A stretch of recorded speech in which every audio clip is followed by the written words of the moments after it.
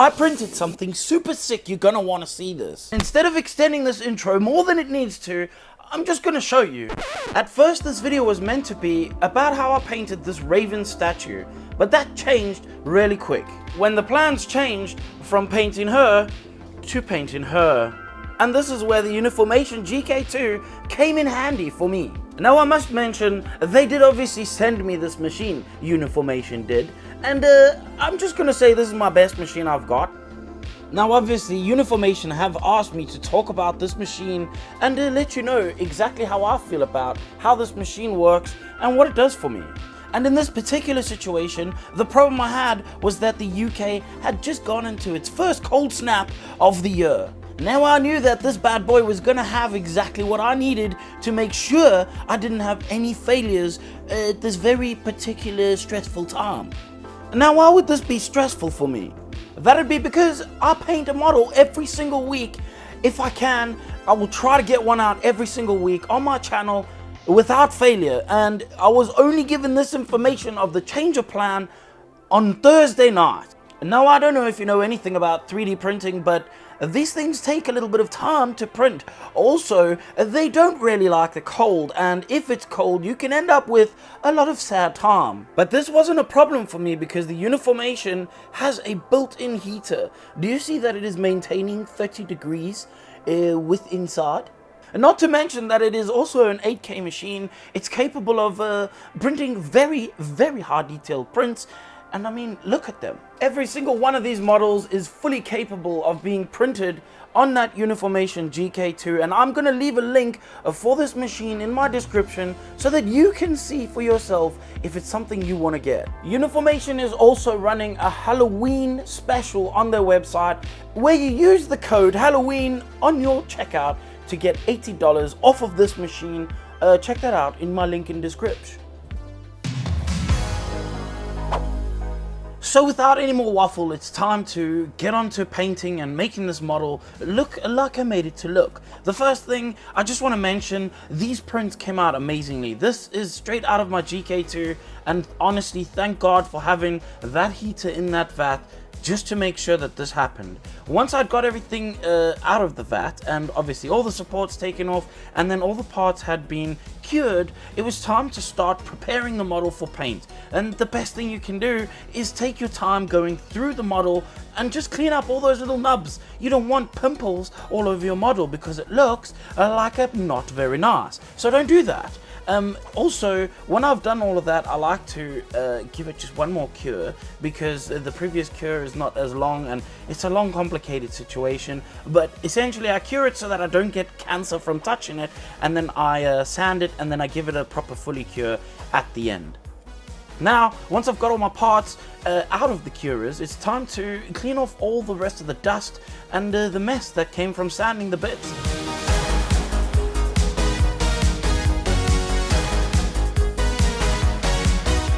I used Chaos Black from Citadel, and this has been a point of contention in a couple of videos. I used the Chaos Black, you can see it in the video, and I can't find it on American Amazon, so I'm very sorry about that, and I put Vallejo in its place. It's not the same, they're similar, but not the same. Not even close to the same, but they can do the same job. I definitely should have left more space in that area to say the words that I needed to say, but I can quickly squeeze in some words here. Before I painted this skin tone, in one of my previous videos, I had figured out that pinkle, which is the color in between purple and pink, is actually the best base color that I could possibly use for skin tones, particularly if I wanted a fantasy looking vibe.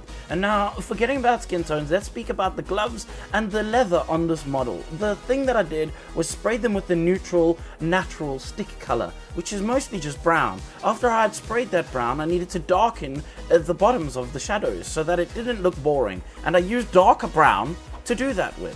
I used that exact same brown to go around the edges of the gory stuff on the base.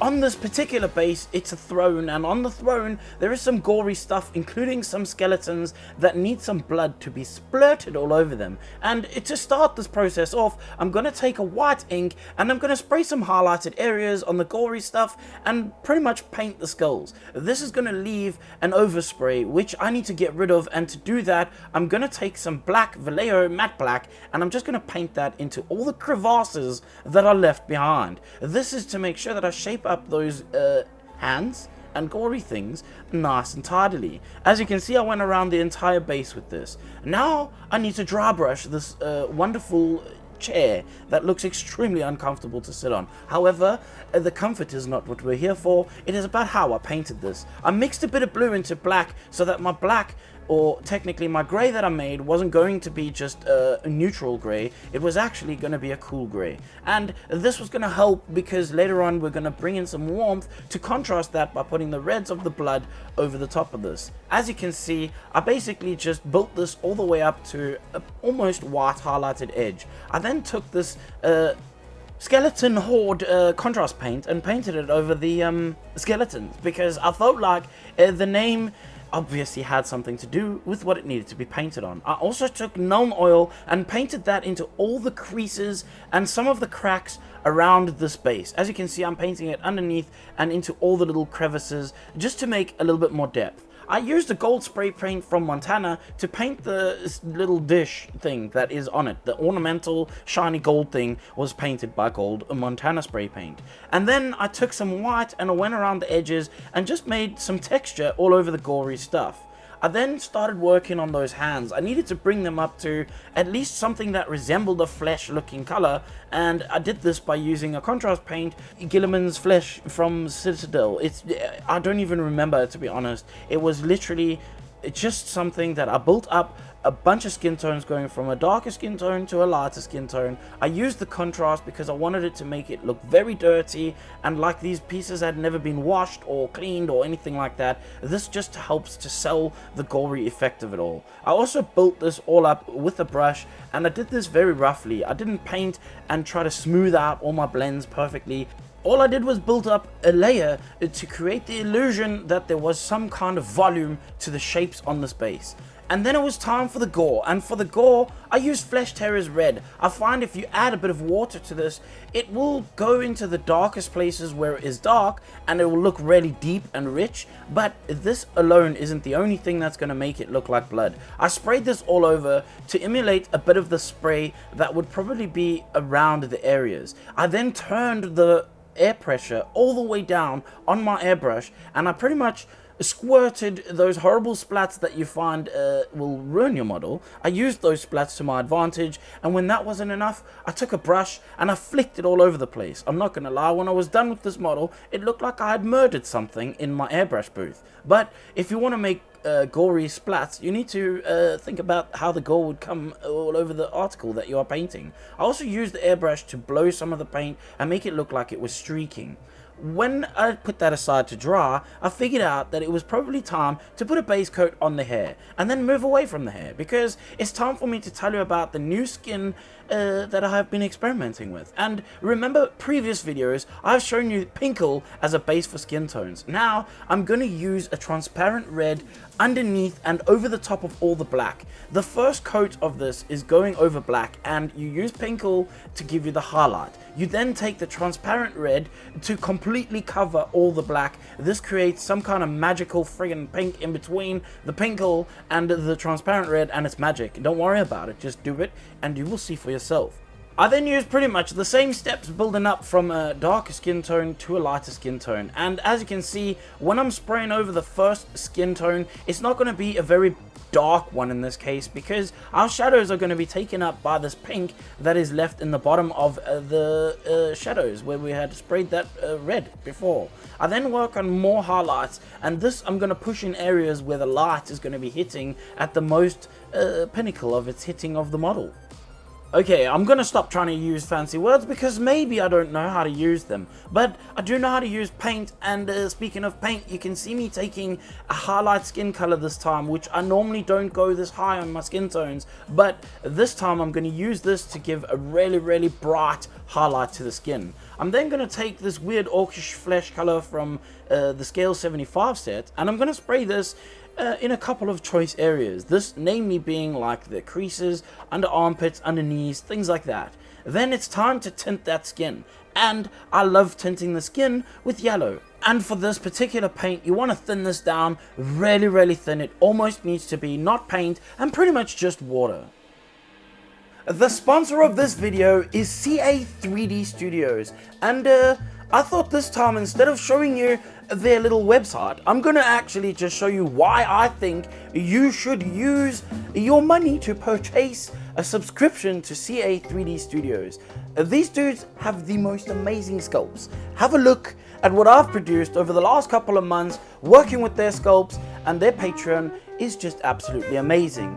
Every single month they release 6 or 7 models, which pretty much looks like something like this. And if you have actually finished school or even been to school for just one day in your life, you would know that this is more than 6 models. However, I've seen them release up to this many models in one particular month. That was when they merged with 3D Verse Studios. They merged together, making one ultimate Patreon, and you should 100% check them out. There will be a link for them in the description, and I hope that you see what they have to offer, and let them know that I sent you.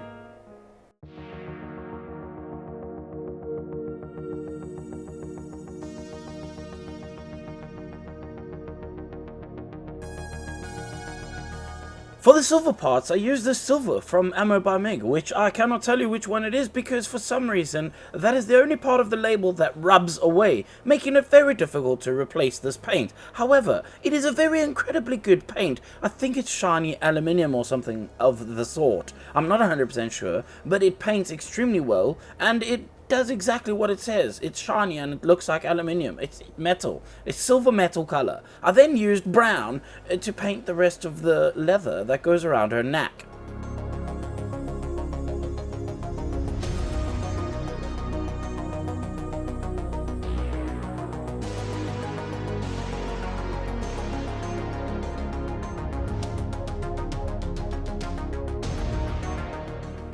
And once the silver had dried, it's time for me to give that some kind of definition by using a panel line wash. I like this one from Tamiya, and it just pretty much does what it says on the bottle, and it's a panel line wash. It goes into all the little crevasses and little gaps. I use this everywhere, being very careful not to get it on the skin, and once I was done with that, I put it aside to dry, and I started working on the belt, which I used brown. Can you believe it? But this time, a darker brown.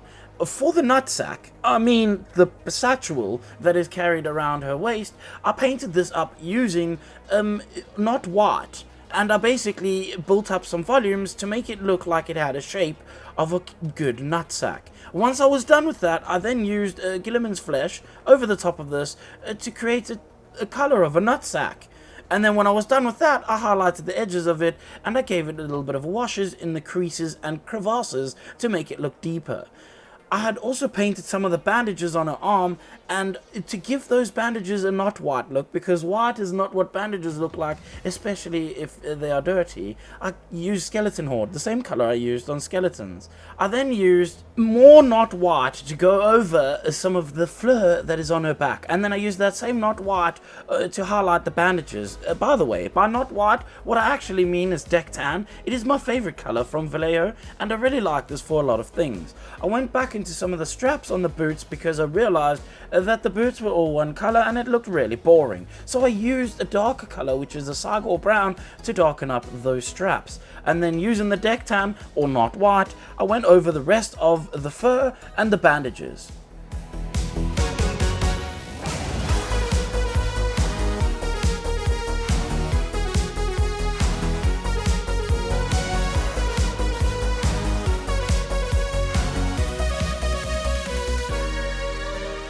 After base coating the other parts of the legs that I needed to base coat, it was time to add the grubbiness and griminess, and I do this by adding the wash. That's the Skeleton Horde contrast paint as a wash essentially, and then I highlighted the edges of the bandage. I also used that panel line wash to wash the insides of the sword. Normally I would not use this technique, but because this particular model needs to look dirty, I pretty much decided to go this route, and I think it worked out really well.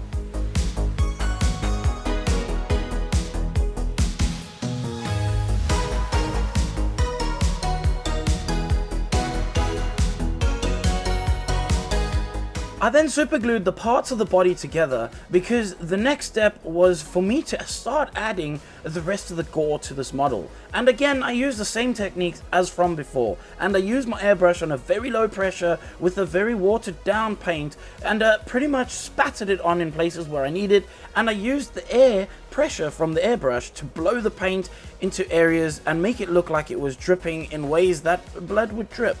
Now, there is no real science behind this, and obviously I'm not really a gory type of painter, but I did actually really enjoy the process of doing this, and I did also take this model after this and splat it with a load of brushes and some toothbrushes and all sorts of things to make these effects. And you can use anything that you need to use, but really you just want to spat the blood on it, much in the way that the blood would be splattered on it when the blood was made in the first place.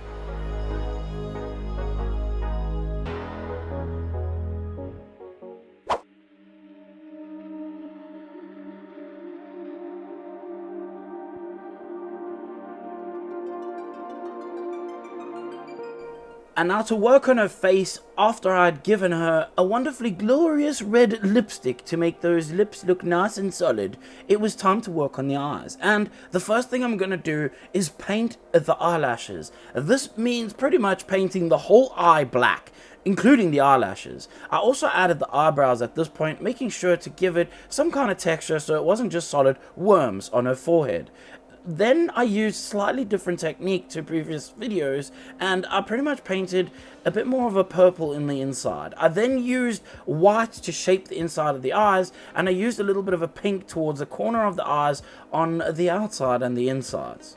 Once I had got that pretty much the colors that I wanted, I then worked up the whites of the sclera, as I have been told in the comments on my videos, because I don't use the correct scientific words for the parts of the eyeball.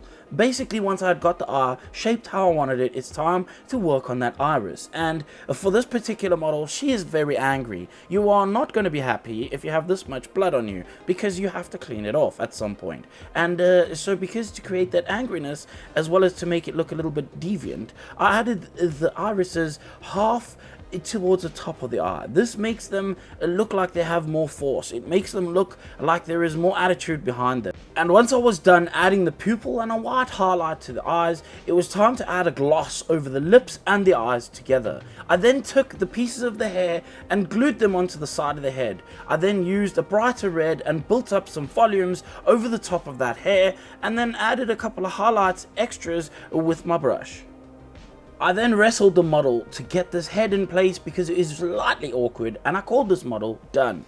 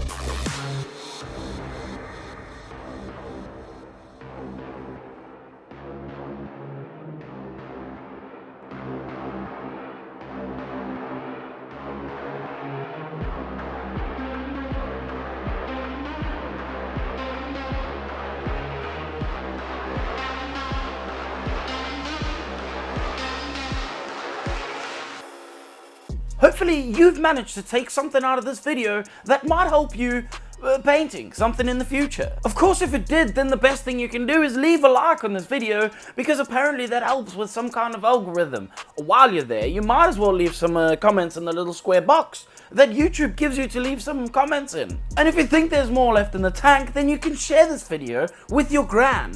After that, the next best thing is to join the Patreon, which helps to support keep these lights blind in my eyeballs and the next video happening. Speaking of the Patreon, I would like to thank a couple new patrons right now. Brooker Riley, Robert K, Alex and Keith Monroe. Thank you, my dudes, for keeping the light of the Patreon blinding my eyeballs and helping the next video be made. Another way to support the channel is to check out the links in the description below. There are some affiliate links which will give a little bit of a commission towards the channel for once you buy things, but it will cost you absolutely nothing extra. So this helps the channel and you still get the things that you like. Sometimes I will have some discounts down there, so keep your eyes peeled.